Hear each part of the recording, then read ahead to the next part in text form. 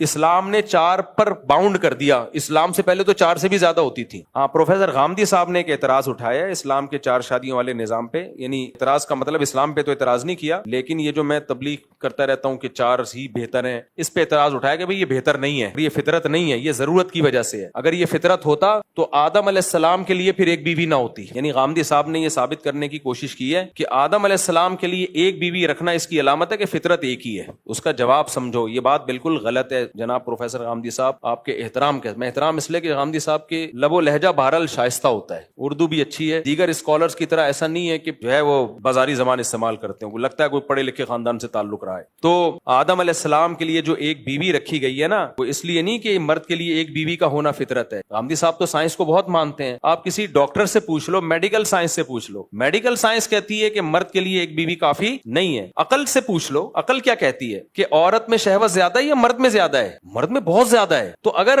ایک عورت کے لیے ایک مرد کافی ہے اور ایک مرد کے لیے بھی ایک عورت کافی ہے, تو اس کا مطلب جنسی طاقت میں دونوں برابر ہو گئے. تو مرد پھر کس بات کا ہوا؟ مرد کے لیے تو اس سے بڑا تانا نہیں کوئی ہو سکتا کہ تو اس طاقت میں, اس خواہش میں اپنی بیوی جتنا ہے. تو یہ عجیب سی بات ہو گئی. تو اس لیے پیغمبر صلی اللہ علیہ وسلم نے جس کام کی ترغیب دی وغیرہ وغیرہ, وہ دلائل تو میں دیتا رہتا ہوں. تو اس لیے فطرت ایک سے زیادہ رکھنا ہی ہے. ٹھیک ہے, مجبوری میں ایک پر اکتفا کرو. قرآن کے الفاظ بھی یہی ہے کہ 2 2 3 3 4 4 کرو. اگر برابری نہیں کر سکتے, حقوق نہیں ادا کر سکتے, تو اس مجبوری میں کیا ہے, پھر ایک پر اکتفا کرو. تو قرآن سے بھی یہ پتہ چل رہا ہے. تو اب آدم علیہ السلام کے لیے ایک بیوی کسی وجہ سے تھی, کسی مصلحت سے. وہ مصلحت یہ تھی کہ آدم علیہ السلام کی اگر ایک سے زیادہ بیویاں ہوتی تو ہم سب ایک ماں باپ کی اولاد نہ ہوتے. اللہ چاہتے تھے تمام انسان ایک ماں اور ایک باپ کی اولاد ہوں, تاکہ کوئی کسی پہ فخر نہ کرے. وہ یہ نہیں کہ میں بلوچ ہوں, تو پنجابی ہے, تو پٹھان ہے. او بھائی, آدم علیہ السلام نہ بلوچی, نہ پنجابی, نہ پٹھان, جو بھی تھے تو ہم سب وہی ہیں. تو اگر مائیں الگ الگ ہوتی تو ہم کہتے یہ ہم ہوا کی اولاد میں, یہ فلانی ان کی, تو یہ الگ ہے, وہ الگ ہے. تو بعض کام مصلحتاً ہوتے ہیں. تو اللہ چاہتے تھے کہ تمام انسان کی اصل ایک ہو جا کے. اس مصلحت سے آدم علیہ السلام کی صرف ایک بیوی رکھی گئی ہے, ورنہ پیغمبروں کی زیادہ ہی, ابراہیم خلیل اللہ کی زیادہ بیویاں, موسیٰ کلیم اللہ کی زیادہ بیویاں. پھر وہ بیویوں میں بیان شروع ہو جائے گا, پھر تم کو بولو گے یار کیا ہو گیا, خود ہی چھیڑتے ہو, میں نے تو نہیں چھیڑا تھا.